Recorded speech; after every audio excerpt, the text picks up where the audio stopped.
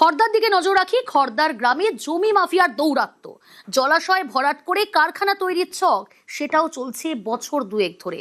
আর এরই প্রতিবাদের স্বরূপ স্থানীয় বাসিন্দারা, তারা চান জলাশয়কে আগের অবস্থায় ফেরানো হোক।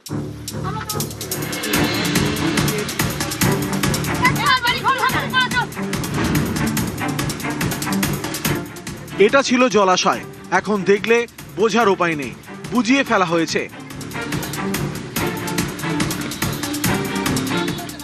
চারিদিকে তোলা হয়েছে পাঁচিল, তোলা হয়েছে সেট তৈরির কাঠামো। এই ছবি খড়দার গ্রামের। উত্তর 24 পরগনার খড়দার বিলকান্দা 1 নম্বর গ্রাম পঞ্চায়েত এলাকার অপূর্ব নগরে ছিল জলাশয়, প্রায় 6 কাঠা জুড়ে। বছর দুয়েক আগে এই জলাশয়ে নজর পড়ে জমি মাফিয়ার, বোঝানোর কাজ শুরু করে। স্থানীয়দের অভিযোগ, জমি মাফিয়া তৃণমূল ঘনিষ্ঠ, তাই প্রতিবাদ করলেই জুটত হুমকি। এরই মধ্যে সরকার বদলেছে, মনে বল পেয়েছেন বাসিন্দারা।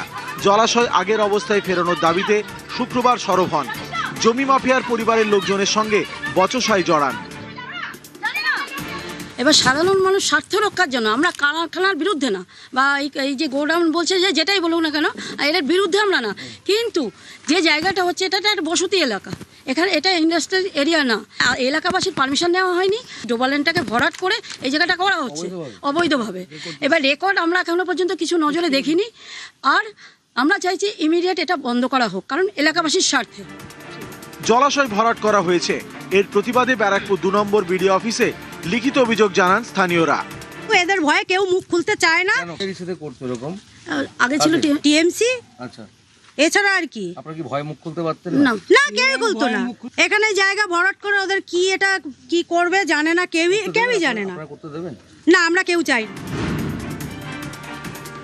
পুকুর ভরাট, অবৈধ নির্মাণ, এগুলো এখন আর হবে না। এখন জানা দরকার যে এদের পেছনে কে রয়েছে, কার সাহসে ওরা এগুলো করার এখনো পর্যন্ত চিন্তা ভাবনা করছে।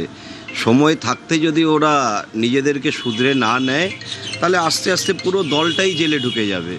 আমি তো একদম অবশ্যই চাই, যার জন্য আমি যতদিন না আমরা এই দুর্নীতি মুক্ত করব ততদিন আমরা লড়েই যাব।